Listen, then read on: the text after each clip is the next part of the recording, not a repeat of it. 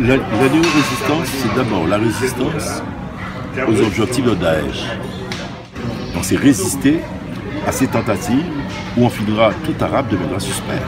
C'est horrible ce qu'on fait Daesh. Si vous prenez un trait, vous voyez un arabe, automatiquement vous n'êtes pas un terroriste. Autrement dit, on arrive à l'équation arabe égale terroriste. Si on rate dans ça, ce n'est pas une résistance.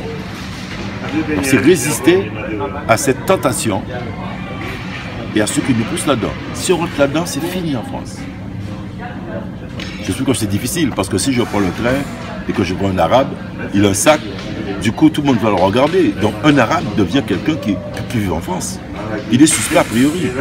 Ça, c'est la première résistance contre Daesh.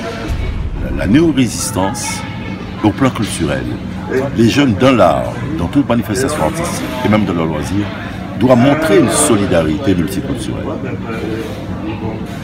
Fondée sur l'amour, fondée sur la reconnaissance de l'autre. C'est résister à la barbarie par la création de valeurs humaines. Et ça, c'est très important. Donc, je pense que le rôle des jeunes maintenant, c'est dire le nouveau, dire de nouveaux espoirs. Et je sens dans la jeunesse française, là, quelque chose de cette énergie-là. Et ça peut être du nouveau, bien sûr. Et puis attention, lorsqu'on dit de néo-résistance, on ne peut pas rester assis là tous les deux et déterminer ce que sera. Dans l'action de résister même, se crée la néo-résistance. Alors je crois que néo-résister, c'est résister surtout au communautarisme. Alors, on veut absolument réduire l'esclavage à un génocide pour être en concurrence avec et on produit une forme d'idéologie victimaire, hein, qui est très fort chez les Noirs de France et les Arabes de France. Et aux Antilles aussi. Je suis surpris par le triomphe de l'idéologie victimaire aux Antilles, qui peuvent, alors c'est toujours l'esclavage, les béquets, etc. On n'en sort pas. Jamais l'esclavage n'est aussi présent, alors qu'il était aboli depuis 1948. Non, mais je vois bien aussi les indigènes de la République en France. Et on fait beaucoup de mal dans les banlieues. Ils empêchent aux jeunes de banlieue d'accéder à une prévoyance politique en cultivant le ressenti. Je fais une critique de Dieudonné radicale à tout moment. Noir antisémite. Je ne peux pas supporter ça. Nous n'avons pas rentré là-dedans. Ce type de discours qui triomphe chez les Noirs de France, chez les Arabes de France et chez les Antillais.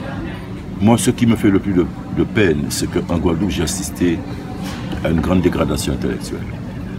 Et elle est due à quoi? Elle est due aux impasses du mouvement indépendantiste. Donc, et qui vient s'ajouter aussi avec la situation en France et mondiale, c'est-à-dire la politique ne fait plus sens. Et je pense qu'en Guadeloupe, il y a des risques aussi de tomber dans des choses pulsionnelles, une sorte d'identité qui exclut l'autre. Parce que nous, Guadeloupéens, nous sommes blancs, noirs, indiens, syrio-libanais. Mais on a une tendance à vouloir dire comme si le noir est plus guadeloupéen que l'indien, ou bien que le blanc. Il faut que nous acceptons comme existants cette pluralité et de maintenir la pluralité, ça nous protège quelque peu des réductions pulsionnelles mortifères. Mais ces Noirs aux Antilles, ils ont vécu, ils sont là, ils ont donc bien résisté. Il faut aller étudier cette résistance dans les faits. Parce qu'en résistant, ils ont créé ils ont prouvé leur humanité. Dans cette lutte pour la reconnaissance, ils ont prouvé leur humanité. Et il faut relire des gens comme Césaire, et surtout Glissant. Montrer que la créolité, c'est aussi peut-être une expérience où, de ce côté-ci des Amériques, quelque chose de l'humanité à protester pour l'humanité. Je pense que tous les jeunes sont ouverts à la pensée. Mais encore faudrait-il qu'ils rencontrent cette pensée républicaine. Elle n'est plus enseignée.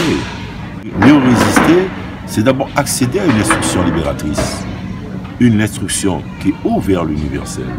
Et non pas une instruction qui nous renferme sur nos particularités. C'est-à-dire, moi quand j'étais petit, on n'avait pas de la télé, on était très pauvres, on lisait par exemple Flaubert. Mais pour nous c'était un voyage. C'était un voyage immense. Même si c'était un cœur à part plaisantier, c'était un voyage immense. Donc il y a une conception de l'identité qui est mortifère et qui triomphe dans le monde. Qui triomphe et dans l'extrême droite en France et chez beaucoup de citoyens, disons, noirs et arabes. Des deux côtés, c'est des crispations qui peuvent produire des choses horribles, comme on a vu avec le nazisme.